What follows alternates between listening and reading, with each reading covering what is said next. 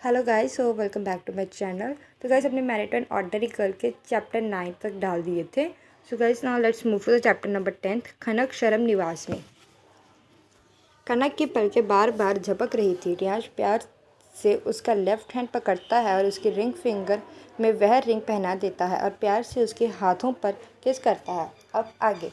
कनक चाहे कितना भी ना डरने की कोशिश कर ले, लेकिन सच तो यही था कि वह रियांश से डरती थी।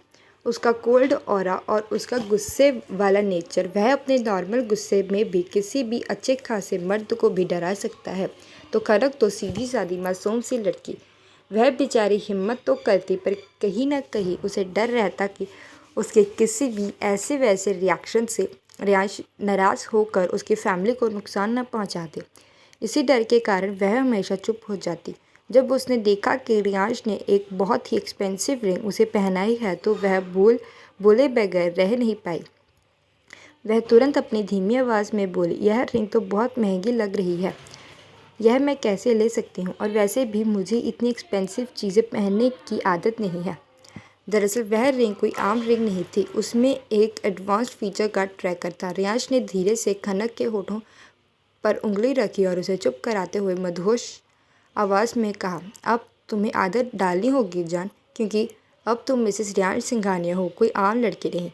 खनक ने जब यह सुना तो वह समझ नहीं पा रही कि आखिर सच क्या है, लेकिन अब वह थोड़ी हिम्मत करके बोलती है, क्या मैं कल अपनी फैमिली से मिल सकती हूँ। यह बात खनक ने बहुत ही सॉफ्ट वॉइस में और मासूम सा चेहरा बनाकर कहा था। रियांश को यह बात अच्छी नहीं लगी थी कि खनक उसके इतने करीब रहकर भी दूसरों के बारे में सोच रही है, लेकिन फिर भी इतने प्यार से पूछे जाने पर रियांश थोड़ा शरारती आवाज़ में बोलता है, अगर मैं तुम्हारी बात मान लूँ तो तुम मुझे क्या दोगी। खनक बोलती है, मैं भला आपको क्या दे सकती हूँ, आपके पास तो सब कुछ है, मेरे पास ऐसा कुछ भी नहीं है जो मैं आपको दे सकूँ। रियांश उसके होठों को देखते हुए बोला, मुझे तुम चाहिए। खनक रियांश के रिएक्शन को देख के डर जाती है, क्योंकि इस वक्त रियांश अपनी लस्ट भरी निगाहों से खनक को देख रहा था। खनक अपने आप को ब्लैंकेट से ढकने की नाकाम कोशिश करती है और धीरे से बोलती है, आ आ आप इसी कपड़ों में सोने वाले हो, आप चेंज नहीं कर आपको चेंज नहीं करना। दरअसल इस वक्त रियांश ने एक कैजुअल ब्लैक शर्ट और ब्लैक जीन्स पहना हुआ था। वह खनक के होठों पर एक लाइट किस करता है और बेड से उठते हुए बोलता है, मैं अभी आया। रियांश जल्दी से क्लोजेट में जाता है। खनक तुरंत खुद को ब्लैंकेट से कवर कर बेड के हेडरेस्ट पर सिर टिका कर बैठ जाती है। 2 मिनट में रियांश वापस आ जाता है तो खनक उसे देखकर चीखती है और अपनी नज़रें झुका लेती है। रियांश ने इस वक्त सिर्फ एक लोअर पहना हुआ था, वह भी उसके घुटनों के ऊपर था। खनक ने जब रियांश को ऐसे देखा तो वह शर्मा कर अपना सिर ब्लैंकेट में घुसा देती है। रियांश तुरंत उसके करीब जाकर ब्लैंकेट खींच लेता है।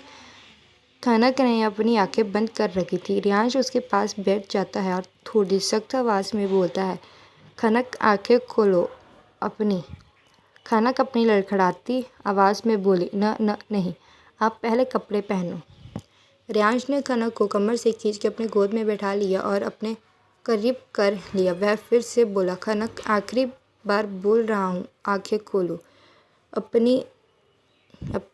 खनक धीरे से अपनी आंखें खोल देखती है। दोनों एक दूसरे के बेहद करीब थे। दोनों का चेहरा एक दूसरे से बहुत करीब था। रियांश ने अपने सख्त होठ खनक के नरम होठों पर रख दिए और खनक रियांश के सडन एक्शन से एकदम शॉक हो गई। वह बिल्कुल हिल भी नहीं पा रही थी। रियांश बहुत ही पैशनेट किस कर रहा था। जब खनक को अपने होठों पर दर्द हुआ तो वह रियांश की चेस्ट पर अपने दोनों हाथों से मारते हुए धक्का देने लगी। यह महसूस होते ही रियांश ने अपनी पकड़ और टाइट कर ली। धीरे धीरे रियांश वाइल्ड होने लगा। वह खनक के होठों को अपने होठों से प्रेस कर रहा था। उसके हाथ अब धीरे धीरे खनक के बदन पर चलने लगे। यह महसूस होते ही खनक अब झटपटाने लगी। अब उसे सांस लेने में भी तकलीफ़ हो रही थी, लेकिन रियांश उसे छोड़ना ही नहीं चाहता था। करीब 20 मिनट बाद जब रियांश ने खुद सांस लेने में तकलीफ़ होने लगी तो वह धीरे से खनक से दूर हुआ। खनक की सांसें फूल गई थी। वह रियांश के छोड़ते ही तेज तेज सांसें लेने लगी। खनक के नॉर्मल होते ही रियांश शरारत से बोला, जान अभी तक तुम्हें किस करना नहीं आया। और वह मुस्कुराने लगा। खनक को अब गुस्सा आ रहा था। वह अपनी आंखें छोटी करते हुए रियांश को देखने लगी और थोड़ी नाराज़गी से बोली, मुझे नींद आ रही है। यह सुनते ही रियांश खनक को अपनी बाहों में भर कर बेड पर लेट गया और दोनों को ब्लैंकेट से कवर कर लिया। खनक रियांश के सीने से लगी हुई थी। वह एकटक रियांश के चेहरे को देखने लगी। रियांश ने अपनी आंखें बंद की हुई थी, फिर भी उसे खनक की नज़रें खुद पर महसूस हो रही थी। वह आंखें बंद किए हुए ही अपनी नॉर्मल आवाज़ में बोला, जान अब तो सो जाओ, नहीं तो मेरा मूड बदल गया तो तुम सो नहीं पाओगी। सुबह जाना है ना तुम्हें अपनी फैमिली से मिलने। खनक हड़बड़ा कर बोली, हाँ जाना है, हाँ मैं सो रही हूँ। कहते हुए वह अपनी आंखें बंद कर लेती है। थोड़ी ही देर में दोनों ही एक दूसरे की बाहों में गहरी नींद में चले जाते हैं। सुबह का वक्त, सुबह के 7 बज रहे थे। खनक की जब नींद खुली तो वह बेड पर अपने आप को अकेला पाती है। वह उठकर बैठ गई। तभी उसकी नज़र कमरे में आ रहे रियांश पर जाती है। इस वक्त वह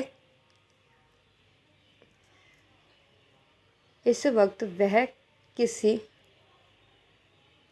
फ्लोर पर बने अपने परफेक्ट जिम से आ रहा था। इस वक्त वाइट कलर की पतली टी शर्ट और बॉर्डन टैंक पहना हुआ था और ब्राउन ट्रैक पहना हुआ था। उसके काले बाल बिखरे हुए थे। उसके चेहरे और बॉडी पूरी तरह पसीने से भीगी हुई थी। 2 से 3 घंटे जिम में हार्ड एक्सरसाइज करने की वजह से उसके हाथ के और बॉडी के मसल साफ दिखाई दे रहे थे। इस वक्त वह इस लुक में काफ़ी हॉट और हैंडसम लग रहा था। खनक एकटक रियांश को देखे जा रही थी। जब रियांश ने यह देखा तो वह धीरे से खनक के करीब आ गया और उसके होठों पर लाइट किस करके बोला, गुड मॉर्निंग जान। खनक अचानक हड़बड़ा के होश में आती है और अपनी नज़रें नीची कर गुड मॉर्निंग बोलती है। रियांश उसके गले पर प्यार से हाथ रखता है और बोलता है, चलो फ्रेश हो जाओ और हम साथ में ब्रेकफास्ट करते हैं। अब अपनी गर्दन हम में हिला देती है और बाथरूम में चली जाती है। तभी रियांश का फ़ोन बजता है और वह अपना फ़ोन लेकर बालकनी में चला जाता है। सुबह के 9 बज रहे थे। शर्म निवास में मोनिका और स्वीटी अभी अभी उठी थी। सुनीता जी उनको डांटते हुए बोलती है, इतनी जल्दी भी क्या थी उठने की, थोड़ी देर और सो लो दोनों को ये नहीं पता कि जल्दी उठकर मेरी मदद ही कर दे। तभी स्वीटी बोली, मॉम प्लीज़ आप मुझसे तो यह उम्मीद मत करना। यह सब काम खनक का है, पर पता नहीं वह कौन सी दुनिया में है। तभी सुनीता जी अशोक जी की तरफ देखते हुए बोलती है, आपने पता किया आखिर खनक है कहाँ? तभी अशोक की थोड़ी चिंता भरी आवाज़ में बोले, नहीं उसने बताया नहीं कि वह कहाँ है। उसने कॉल किया था पर ज़्यादा बात नहीं हो पाई।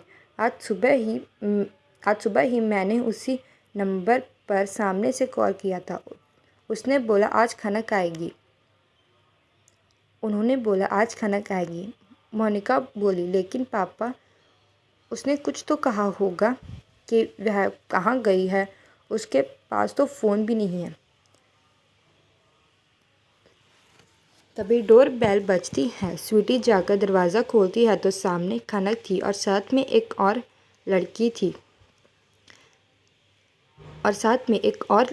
लड़की भी। यह वही लड़की थी जिसने रात में खनक की मदद की थी, जिसका नाम सोनाली था। वह खनक की पर्सनल बॉडीगार्ड थी।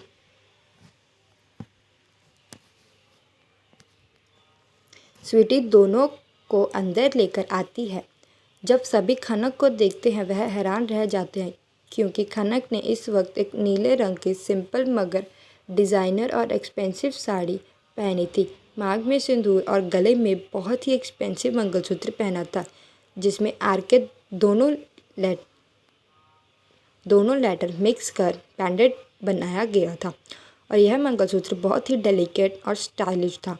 हाथों में नीले रंग की बैंगल जिसके आसपास सोने के कंगन पहने हुए थे। गले में बहुत ही महंगा डायमंड का नेकलेस और मैचिंग डायमंड के ईयररिंग्स थे और चेहरे पर लाइट मेकअप किया गया था। पैरों में एक्सपेंसिव सैंडल थे।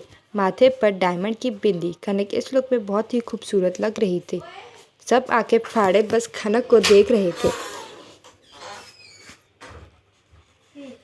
तो गाइस ये था आज का एपिसोड। अब आगे का एपिसोड सुनने के लिए आप लोग हमारे साथ बने रहें।